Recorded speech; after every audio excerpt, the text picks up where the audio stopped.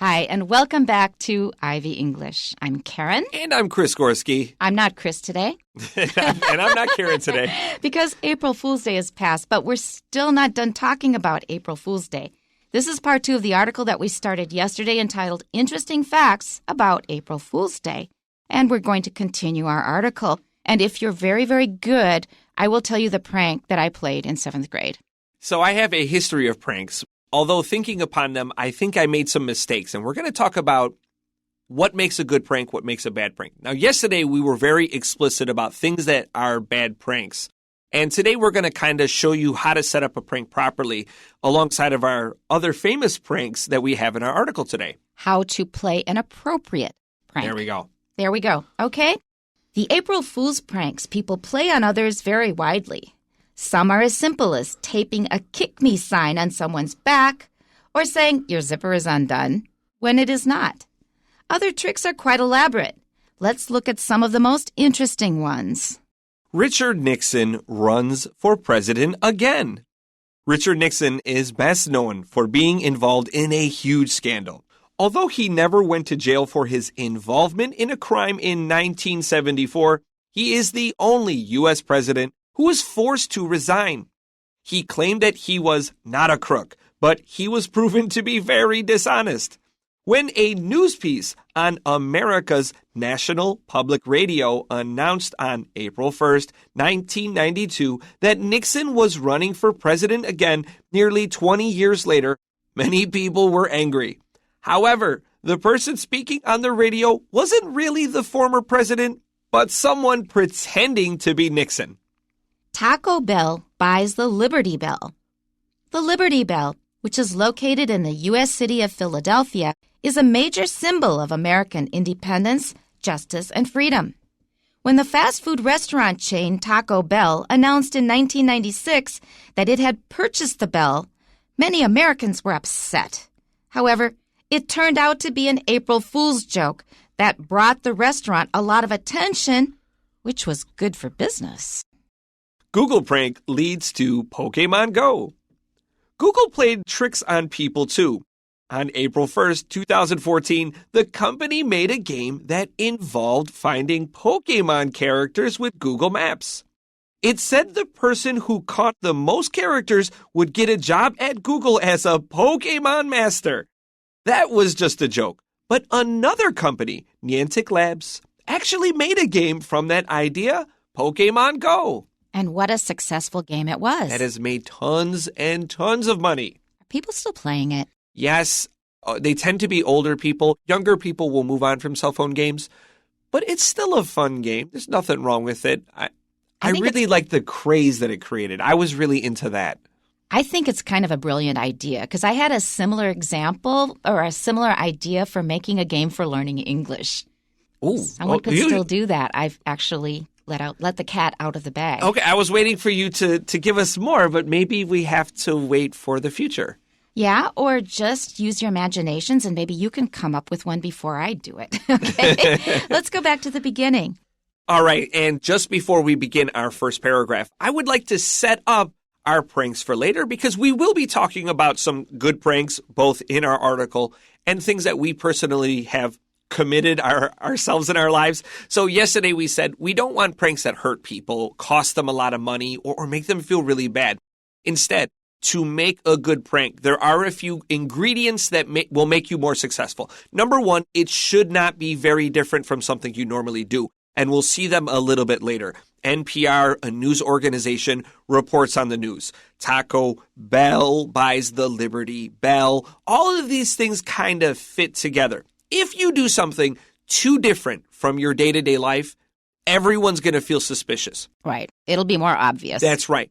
Also, if you tend to be a more serious person, but maybe on the inside you're a little bit lighthearted, you are going to be very successful. People that like to be funny, people will be suspicious of you on April Fool's Day. They're going to be waiting for you. They're going to be just ready for you to do something silly. And to be honest, you and I are a good pair to illustrate this contrast. I think so. I think so. And, you know, I try to be funny. So April Fool's Day, people want me to be funny. You know, dance monkey, right?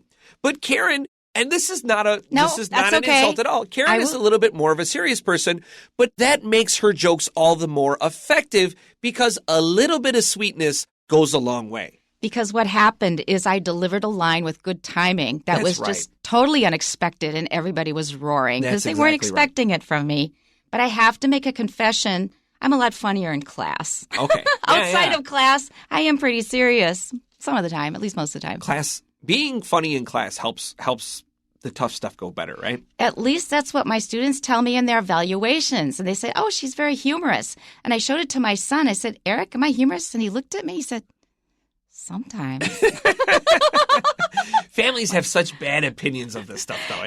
Let your students pick. It's not bad, but just that look on his face, he was trying to remember, when was I funny? Sometimes. Okay, so Chris has set it up. We're going to talk about what a good April Fool's Day prank is, and I promised you that mine is safe, and it didn't hurt people, I don't think. Okay, well, let's dive into our paragraphs, and then we're going to share them as we go. Okay. The April Fool's pranks people play on others vary widely. Now, this doesn't give us a lot of information. It just says that don't think that list of pranks that you read is all that you will experience on April Fool's Day. I mean, there are many, many different kinds of pranks depending on your situation and your personality. And the next sentence, some are as simple as taping a kick me sign on someone's back or saying your zipper is undone when it is not. Oh, comedy gold, comedy gold. It's true. The kick me sign is pretty common. You'll see this in comics a lot in English. But saying your zipper is undone, that's getting borderline unkind. Yeah, because it's physically hurting someone. I think today people won't actually kick you. It's just funny that there's a piece of paper stuck to you. A common prank I pull in my class, I'll walk around for a couple days in advance with the cap of my marker off. So you see the marker's points close to your clothes. And so people will, well, don't put a blue marker on my white shirt. Right. And I'm very conscious of it, so I don't actually touch someone, but I set it up in their mind that they might get ink. And then after they kind of got the idea that this marker's been open, what I'll do is when they're not looking, I'll rub the back side, the dry side of the marker on their clothes, and then quickly flip the pen, and they start looking at themselves from behind. They think I've drawn a big line on their clothes, but of course there's no line, so I don't hurt someone, but they're tricked into believing something. As a teacher, it's believable that I could accidentally draw a big marker line on someone. Chris, you are devious. And you set it up for days ahead of time. That's right. Good timing in advance prepares the people for the unexpected. You're a committed April Fool's Dayer. Okay, your zipper is undone. That thing makes me uncomfortable because that's getting kind of personal. Yeah. And sometimes you do have to tell people that it really is undone. I personally have no problem telling someone, at least males, hey, XYZ, which means examine your zipper. Those are the letters sometimes found on your zippers, usually YKK. There's been a couple of times where I've seen that's girls. where it comes from. XYZ was a company, but YKK is the most popular one. Okay. If it's a female with like a clothing problem, there's been a couple of times this has happened in Taiwan.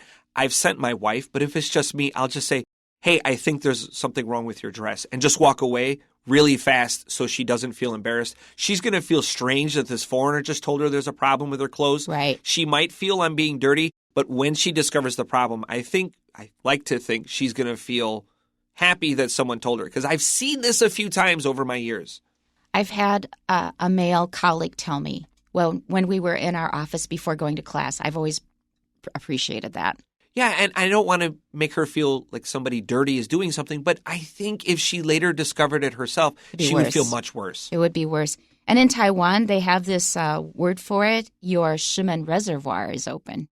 Oh. Your Shimen reservoir is open. It took me a moment. I was like, oh. Okay. All right, next sentence. Other tricks are quite elaborate, and that, I think, is the category for Chris's trick that he just described. It was a very elaborate one. Let's look at some of the most interesting ones. So now they're going to give you 3 concrete examples. Okay, so very quickly before we jump into that paragraph, elaborate is a great Latin word that means out for X. And then laborate, actually, we could say another way, labor. So this means to literally work out the details. And boy, did Chris do that. Okay. All right. Our first prank today is Richard Nixon runs for president again? I think you have to be of a certain age to understand why this is a big deal. And you also have to have paid attention to political news in the U.S. And not everybody does that. I think we're forced to now, but we don't all enjoy it. But this was a really big thing when I was right in high school. It happened when I was a senior in high school. And we had the news running on a TV in our school constantly. It was also around the time of the end of the Vietnam War. Right. There was all this stuff happening at that time. I mean, the 60s and 70s, they were full of crazy stuff. And so Richard Nixon was a very polarizing figure. If you were Republican and conservative, you maybe really supported him. But he was so corrupt. He was smart. He was good at foreign relations, diplomacy, but he was really corrupt. And so when this finally came to a head, they got rid of him. And that was a very difficult process, but they succeeded in making a president resign. The only time it's happened in history, as we'll find out. But, and we did not want to have him back. And that's why this was a big deal. This is one of the biggest news stories of the 20th century. Okay, yeah. Let's go. Richard Nixon is best known for being involved in a huge scandal, which even that is an understatement. Yeah, and it was called the Watergate scandal. And just look it up on the internet if you don't know about it. But Watergate has now become a way of forming new words like Iran Gate. Whatever gate. Whatever gate. Gate means that there was a huge scandal and corruption involved. Political scandal in the U.S. always ends in gate. Anytime you see that, gate. And that goes back to Watergate. And that was the name of a hotel, by the way, people might not know. It's still there in Washington, D.C. Although he never went to jail for his involvement in a crime in 1974, he is the only U.S. president who was forced to resign. Why did he not go to jail? It's because his vice president, Gerald Ford actually was replacement for Nixon's original vice president, who is named Spiro Agnew, who was just as corrupt or even more corrupt than Nixon. He was deeply, deeply corrupt. If you want to know his story, there is a podcast called Bagman, Bagman. You will hear the whole story. It's a really brilliant description of what happened. So first of all, they had to get rid of his corrupt vice president. They got rid of him and replaced him with Gerald Ford, who, as I believe anyway, was a decent guy. So he became president when Nixon was forced to resign. And then why did Nixon not go to jail? Because Gerald Ford pardoned him. He said, that's okay. We won't send you to jail. You are pardoned. He, meaning Nixon, claimed that he was not a crook. Crook means you're a criminal. But he was proven to be very dishonest. And that's the understatement of the day, another understatement. So he is very famous for that saying, getting up with a serious face, I am not a crook. Let's continue. When a news piece on America's national public radio announced on April 1st, 1992, that Nixon was running for president again nearly 20 years later, many people were angry. Yeah, they were terrified. Oh, my God, is he coming back? It was so hard to get rid of him. Do not let him back in the House.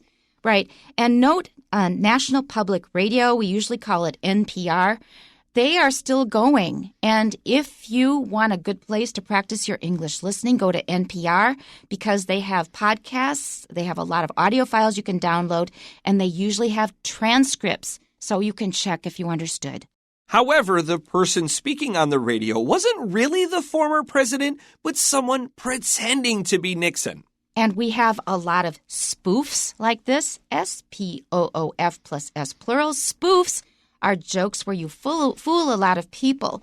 A lot of people will pretend to be somebody else, and they can scare you silly. And again, this is a good prank because NPR reports the news, and this is what they do. Their prank fits into what they normally do. A good prank should fit in line with your normal actions are. And they are known for at least trying to be objective and accurate, so we did not expect it. Next paragraph, Taco Bell buys the Liberty Bell. The Liberty Bell, which is located in the U.S. city of Philadelphia, is a major symbol of American independence, justice, and freedom. So if you are going on a package tour to the eastern part of the U.S., you probably will make a stop at the Liberty Bell. It's famous for having a big crack in it. It was cracked almost from the very beginning because there was a problem in the casting. They made a mistake. It does not have a good sound, but it is an important symbol for America of freedom, justice, independence. That's totally not propaganda. Yeah, that's right. That's right. So make sure you visit it. It's a really famous historical spot.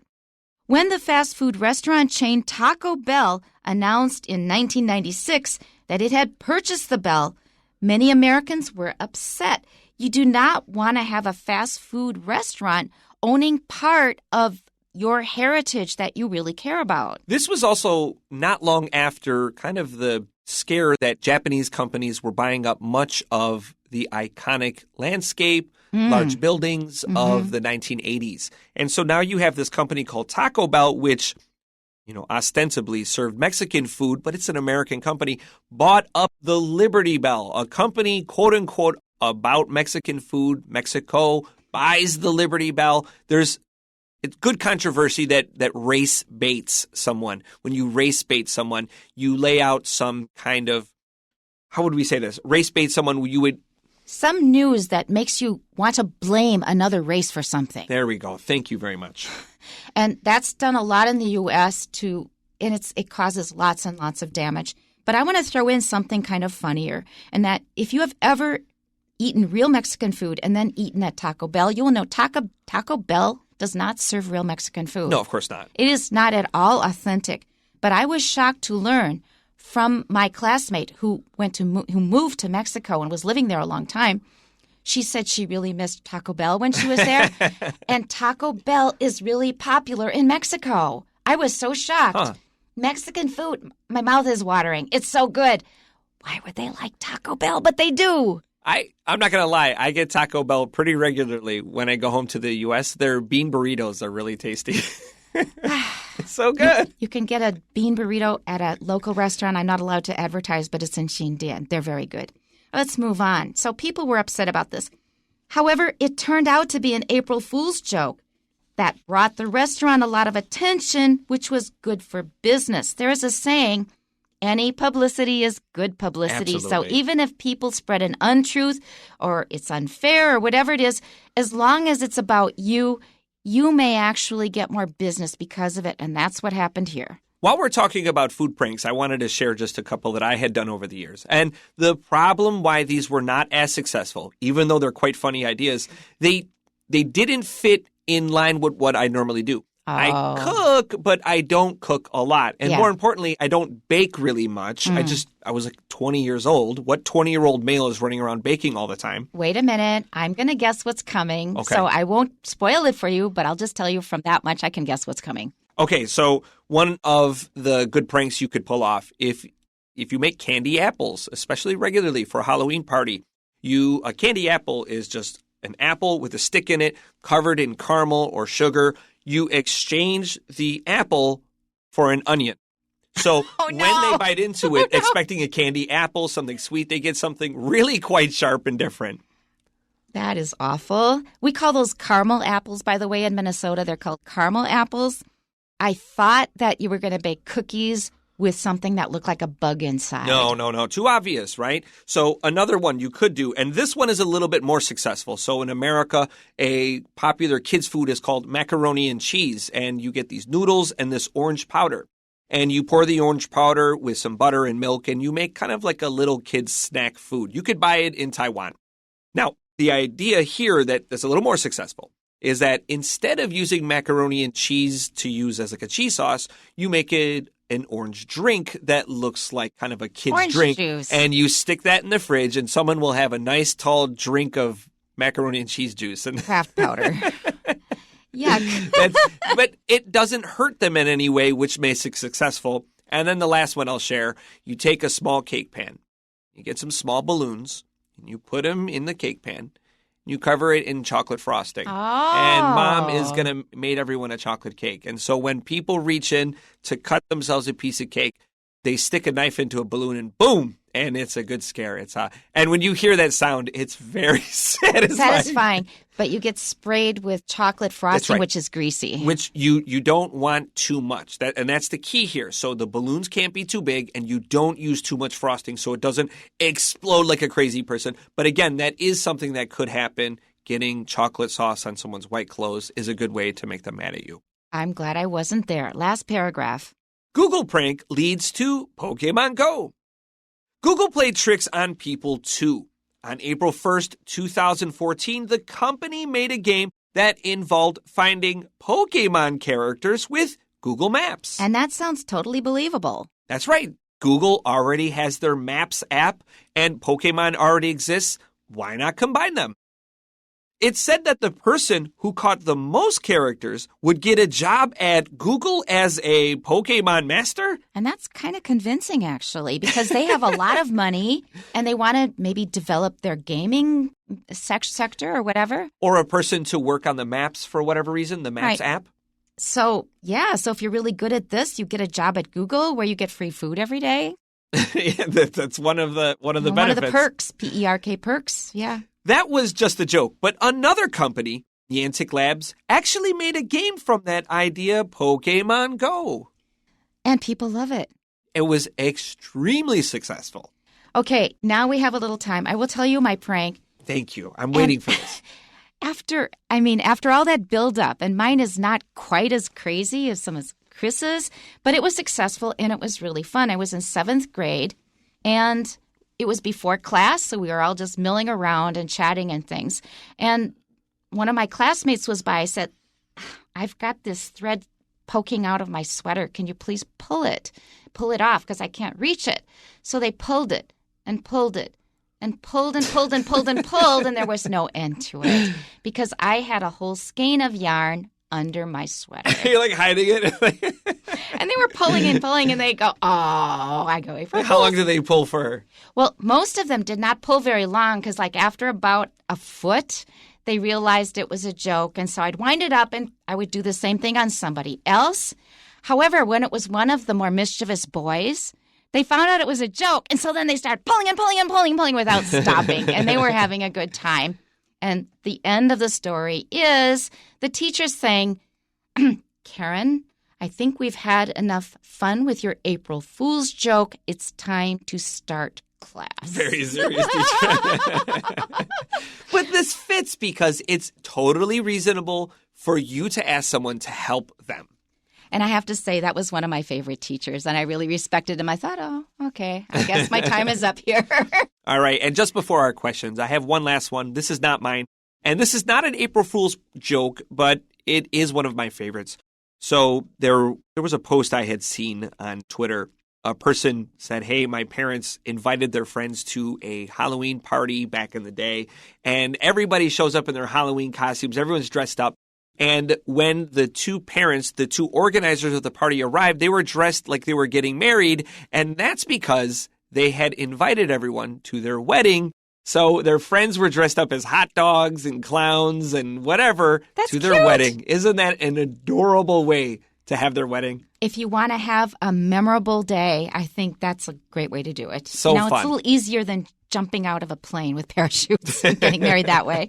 Here's our first question. 1, what is the first day of the reading mainly about? And the answer is D, the origin of April Fool's Day. Number 2. Why did people start using the term April Fools according to the passage? The answer is A, some people celebrated the new year in April after its date had been changed. And number 3, according to the passage, which of the following saw increased profits due to an April Fool's joke? And the answer is C, a restaurant selling fast food.